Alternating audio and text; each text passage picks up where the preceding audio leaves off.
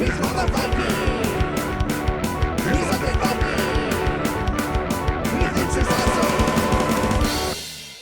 everyone, this is me, the Undead Viking, and this is the Refuge. And I love this. This picture here. You can see like this person is obviously been traveling. Like this is a survivor, right? And then you can see off in the distance, you can see these like spotlights are set up, and you can see these people watching or seeing this person approach. And then for whatever reason, this person's like looking back to see if there's anybody behind him. I don't know. I dig the scene. It makes me like think of what's this guy's story? But anyway, the Refuge.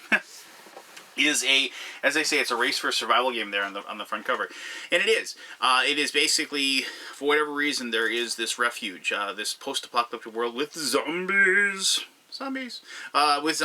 that are eating the world, and you find out about this refuge, and you're all racing. Basically, only one of you can get in, and so you're all racing across the wastelands, trying to be the first person there.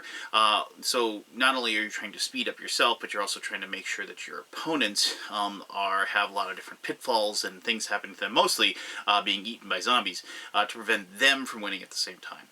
It is a very, very, as I said, it's a race game, but there is the limitation of actions on your turn that really makes the game very tense and very thoughtful in as far as, like, what's my best option here at this point.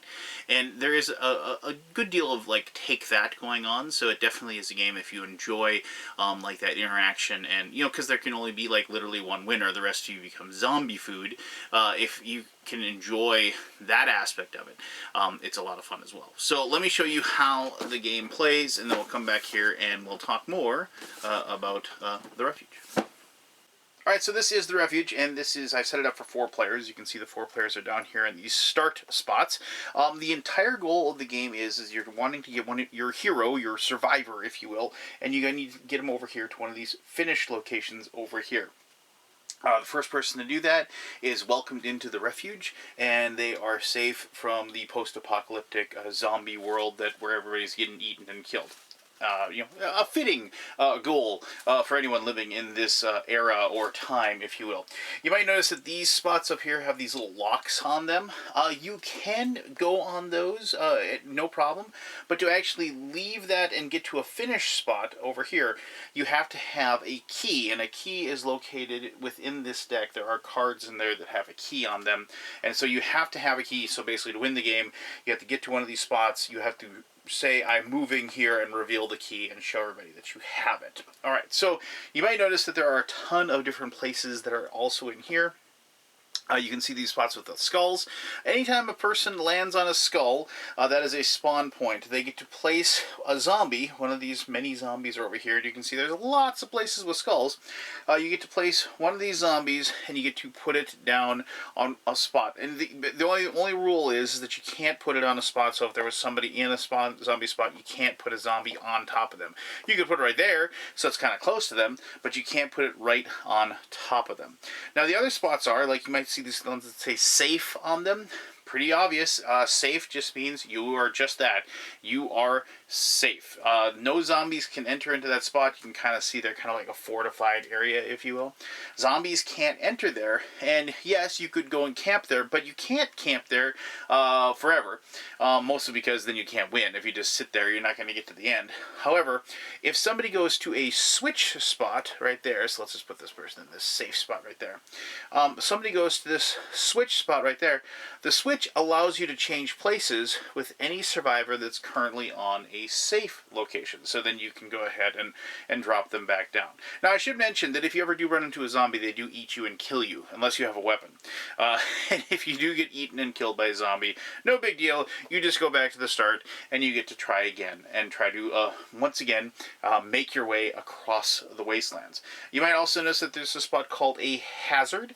A hazard allows you to move any zombie on the board one space. They cannot move diagonally. They have to move orthogonally, one of the 4 different directions. So, I mean, that's ultimately, like, what the board does.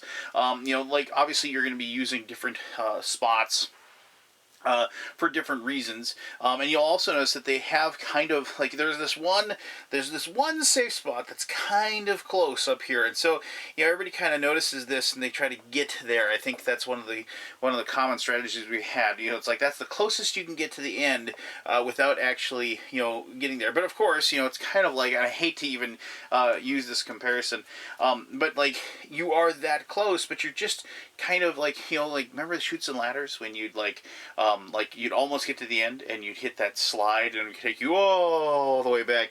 Well, you certainly don't want to be in a situation, and you can do this with a conjunction, because a lot of times people can use different cards that allow them to, and I'll show you the cards here in just a second, that allow them to take extra turns. Well, say somebody gets killed and they move, and then they go ahead and they go to a switch spot, and all of a sudden they switch spots, with you, and send you all the way back to the bottom. So the safe spots are cool, obviously, because the zombies can't eat you there, but you don't want to linger there, because somebody will definitely take that location from you so to keep you off that spot. So ultimately, you get 3 cards to start with the game. You start with 3. Let's just look at the top 3 cards here. And so we have here, so a jump, which as you can see, you just jump over a tile. Basically, that allows you to, obviously move a little bit extra, and also just avoid, maybe you don't want to spawn a zombie. Maybe you want to get, not move, go to a hazard spot or what have you.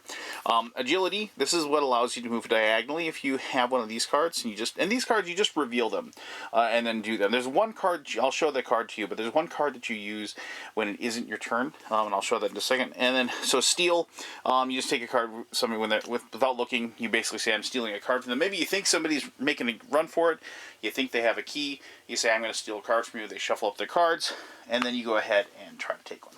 So the other card that I'm going to show you, so let me just find a key in here somewhere. So there's a key card, and just allows you to go ahead and make it to the finish. The pocket watch. This is the one that you can use when it isn't your turn. This stops all players from what they're doing, and you take a turn. So what this card is, you basically do it when it isn't your turn and somebody's about ready to turn. You can't, and obviously you don't want to have somebody like have it be a timed thing.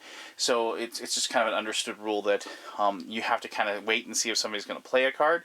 Basically, you can't wait till somebody's in the process of their turn, like, doing what they want to do, and then lay this card down. You have to do it before they actually take their action. And then the last card, actually 2 cards I want to show you. So Adrenaline gives you an additional turn after using a weapon. So, and then you might be saying, okay, so weapon. So, and then here is your weapon. So you just have a weapon, and basically this eliminates a zombie that is in your space.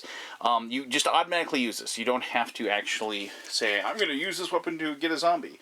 So if somebody moves a zombie onto your spot, say, you're just here, and somebody, moves it, it goes around your turn, maybe like a person next to you moves one, and then the next person goes, and it isn't your turn yet, they move a zombie onto your spot, you reveal the weapon, you kill the zombie, you just take it out. You can also, move on to a spot and then, just reveal the weapon and show that you've killed the zombie as well.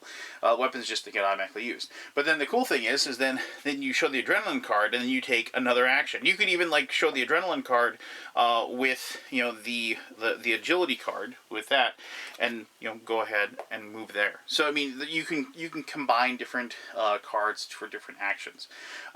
Basically, I should mention that on your turn, you basically have 3 choices to make. You either move your survivor, and unless you have an agility card, they move also north, south, east, and west orthogonally.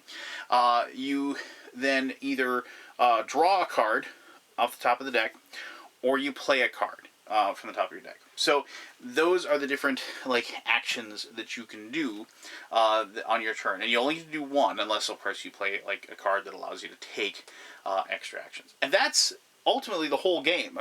It's one of these games that the rules are very, very straightforward and very, very easy to grasp, but as far as being able to, 1, find the key, 1, bluff the other players that maybe you don't have the key, and then put together a good chance at the race to make it up here to escape, it's difficult. Because you have that very, very, very small limitation to your actions and what you have available to you. And so it definitely is a timing game. It is a making yourself seem weak when you're actually strong type of game. So I mean, there's the head games that along with this as well. So a lot of fun. It definitely, it is a lighter game. Obviously, this is something I had fun with my daughter playing. We played 2 players, and I think it really works well as a 2-player game. I think when you have more, obviously the chaos level gets increased a little bit, and the game can last a little bit longer. But I did really enjoy it. Like with the 2 players, it was more tactical and a little more strategy going on. But let me talk more about all of that in my final thoughts, and I'll do that right now. Alright, thank you very much for sitting through the how to play. The game doesn't take a long time to learn. I mean, obviously, like, having just, you get this really good card along with the game that, like, actually, like, has all the different locations here, has all the different cards here. I guess, technically, you'll probably pass this around a couple of times when the game is being played, but after you've played, like, 2 rounds, everybody knows how the game rolls, and they're just down to that, making those choices, that 1 of 3 choices on each and every turn. And the nice thing about the game like this is that even with 4 players and it being chaotic, because of the fact that you have that, like only 3 options, and just boom, the turn's done. Especially like draw a card, your turn's done. Play a card, your turn's done. Move, your turn's done. All 3 of those actions. There's no like long, like procedural case to it or anything like that. It's like, dude, you go, do, you go, do. But I think with that, actually, because of the speed of the game, it kind of helps a little bit with the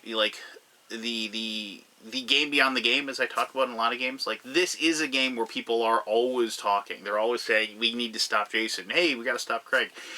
And grab his cards. He's got to have a key. Steal, steal, steal. And then like, and of course, then you steal a card. You get the key, and they're like, did you get the key? Nope, didn't get the key.